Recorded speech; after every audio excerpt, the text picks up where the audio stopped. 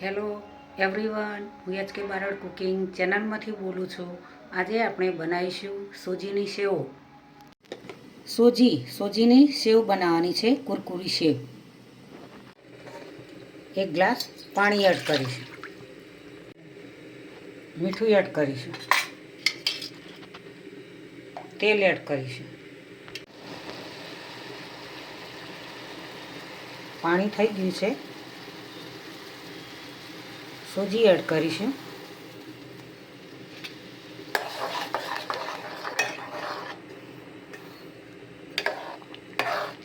હલાવતા જઈશું.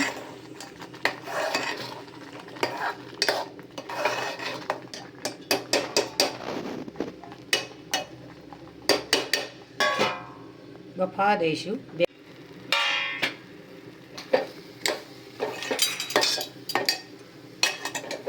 સોજી બફાઈને તૈયાર થઈ ગઈ છે. ગેસ બંધ કરી દઈશું. સોજી બફાઈને તૈયાર થઈ ગઈ છે. હવે ઠંડી થવા દઈશું.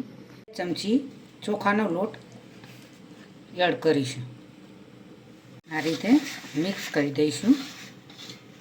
બરાબર મસળી દઈશું મિક્સ કરીને.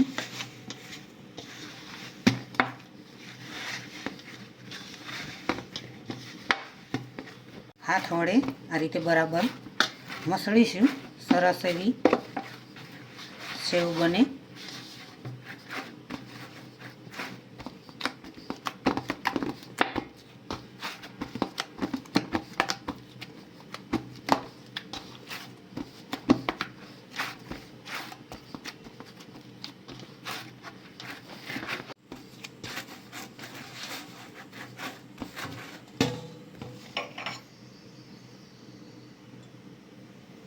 સંચાની અંદર તેલ લગાવી દઈશું. સંચાની અંદર જાળી મૂકી દીધી છે. લોટ એડ કરીશું.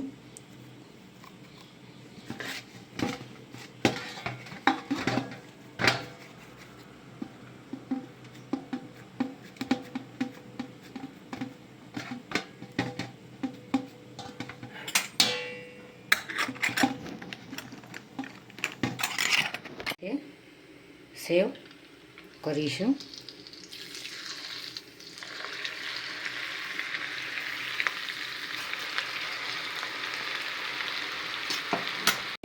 ફેરવીશું.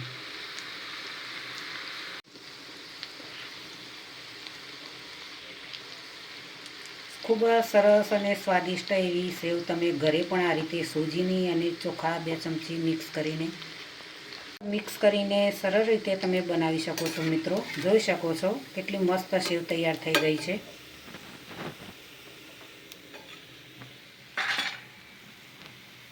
રીતે હવે ફરીથી બનાવીશું.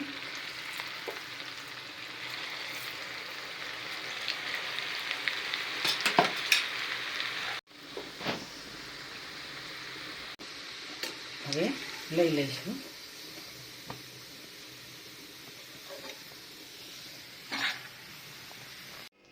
ખૂબ સ્વાદિષ્ટ અને ટેસ્ટી એવી સોજીની સેવ બનાવી છે. રવા સેવ પણ કહેવાય. ખૂબ જ ઓછા સમયમાં અને સરળતાથી બની જાય છે. આ રીતે તમે ઘરે બનાવીને બાફીને સોજીને આ રીતે બનાવી શકો મિત્રો. તેમ ખૂબ જ ચા સાથે પણ ખાવાની ખૂબ મજા આવે. તેનો કેવડો પણ બની શકે. અનેક રીતે તેનો ઉપયોગ તમે કરી શકો. સ્વાદિષ્ટ એવી મસાલાવાળી સેવ પણ બનાવી શકાય. ઓછી મહેનતથી જલ્દી તૈયાર થઈ જાય છે. બાળકોને તો આવી નાની સેવો ખૂબ જ ભાવતી હોય છે. મોટાઓને પણ ખૂબ ભાવતી હોય છે.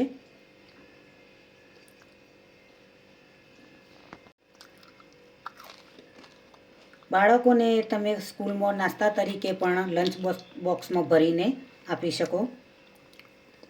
બાળકોને દૂધ સાથે પણ તમે નાસ્તામાં આપી શકો. ઘરે મોટાઓ પણ ચા સાથે ખાઈ શકે. આ રીતે રવાની અનેક વાનગીઓ બનતી હોય છે. મિક્સ કરીને તમે ચોખાના લોટ સાથે આ રીતે અવનવી વાનગીઓ બનાવો તો ખૂબ જ મજા આવશે મિત્રો.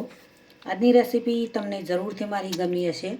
મારી ચેનલને સબસ્ક્રાઈબ કરજો, મારા વિડીયોને લાઈક કરજો, શેર કરજો, બને તો કોમેન્ટ કરજો. ચલો મળીશું નવી રેસીપી સાથે. બાય.